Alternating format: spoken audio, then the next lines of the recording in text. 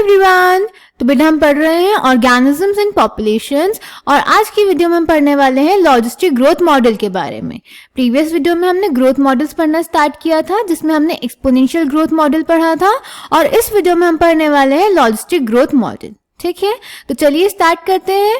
तो exponential growth model में हमने पढ़ा था कि वो हमें बोलता है कि अगर किसी नेचर में रिसोर्सेज अनलिमिटेड होंगे तो पॉपुलेशन ग्रोथ मैक्सिमम होगी। बट लॉजिस्टिक ग्रोथ मॉडल हमें बोलता है कि किसी भी नेचर में जो रिसोर्सेज होते हैं अगर वो लिमिटेड होंगे तो जितने भी इंडिविजुअल्स और जितनी भी स्पीशीज वहां पर रह रही होंगी उनके बीच में कंपटीशन होगा और उनमें जो सबसे फिटेस्ट होगा वही सर्वाइव करेगा और रिप्रोड्यूस करेगा। क्लियर? अब ये किसी भी नेचर में जो रिसोर्सेज हैं वो कितने हैं? तो बेटा किसी भी नेचर में इतने रिसोर्सेज हैं कि वो एक मैक्सिमम पॉसिबल नंबर को सपोर्ट कर सकता है किसी भी स्पीशीज का, यानी उस नंबर तक उस स्पीशीज की ग्रोथ होगी, पर उस मैक्सिमम पॉसिबल नंबर के आगे उस स्पीशीज की कोई ग्रोथ नहीं होगी। तो ये रिसोर्सेज जो किसी भी स्पीशीज की मैक्सिमम ग्रोथ को सपोर्ट कर सकते हैं उसको हम बोलते हैं नेचर की carrying capacity which is represented by capital K. Clear?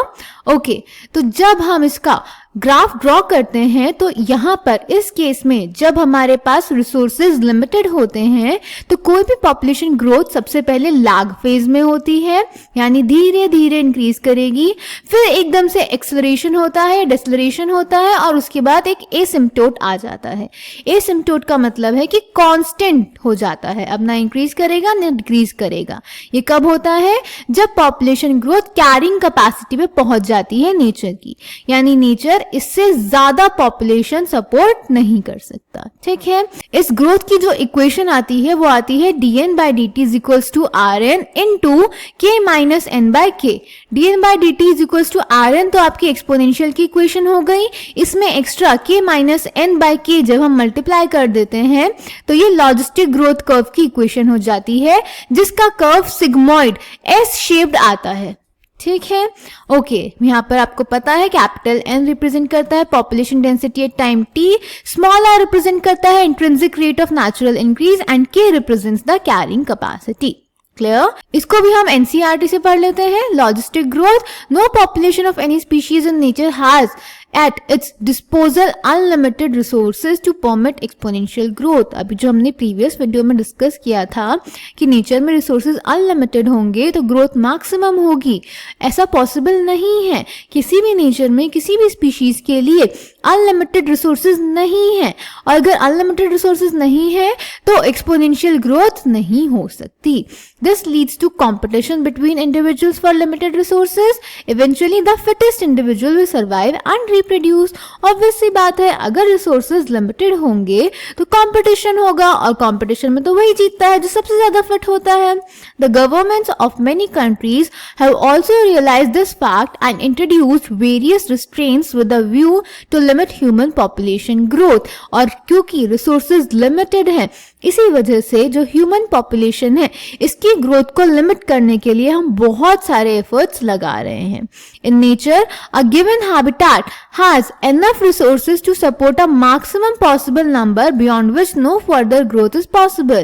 Let us call this limit as nature's carrying capacity capital K for that species in that habitat. Carrying capacity बेटा एक important term है, इस पे question आता ही आता है, इसको याद रखेंगे। ठीक है, a population growing in a habitat with limited resources show initially a lag phase followed by phases of acceleration and deceleration and finally an asymptote when the population density reaches the carrying capacity.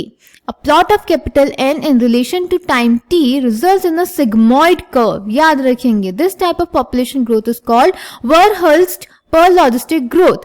हम logistic growth curve को Verhulst-Pearl logistic growth भी बोलते हैं और इस नाम से भी क्वेश्चन पूछा जाता है तो आपको ये पता होना चाहिए। And is described by the following equation dn/dt is equals to rn k minus n by k।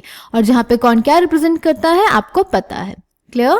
Then हमें ग्राफ दिया हुआ है, एक ग्राफ तो एक्सपोनेंशियल ग्रोथ का है जो हमने प्रीवियस वीडियो में डिस्कस किया था। Then B sigmoid that is S curve जो है ये है हमारा लॉजिस्टिक ग्रोथ का dn/dt is equals to rn k minus n by k। ठीक है। B when responses are limiting the growth plot is logistic, K is carrying capacity। ठीक है, अब हमें पता है किसी भी एनिमल पॉपुलेशन के लिए जो रिसोर्सेज हैं वो लिमिटेड है, अनलिमिटेड नहीं है, तो इसीलिए एक्सपोनेंशियल ग्रोथ कर्व पॉसिबल नहीं है। तो ज्यादा रियलिस्टिक ग्रोथ कर्व कौन सा माना जाएगा? Logistic growth curve. Since resources for growth for most animal populations are finite and become limiting sooner और later, the logistic growth model is considered a more realistic one. ये question भी पूछा जाता है कि कौन सा ग्रोथ कर्व ज्यादा रियलिस्टिक है और क्यों। Clear? Gather from government census data the population figures for India for the last 100 years, plot them and check which growth pattern is evident। तो एक एक्टिविटी आपको करने के लिए दी गई है, आप चाहें तो इसको कर सकते हैं। ठीक है, तो ये था लॉजिस्टिक ग्रोथ मॉडल बेटा। यहाँ पे हमारे ग्रोथ मॉडल्स खत्म हुए। नेक्स्ट वीडियो में हम पढ़ेंगे लाइफ हिस्ट्री और वेरिएशन के बारे में। तब तक आप इन दोनों मॉडल्स को ध्यान से पढ़िए, प्रॉपर अपने नोट्स बनाइए और जो भी डाउट्स हैं वो कॉमेंट सेक्शन में पूछ लीजिए। Thank you.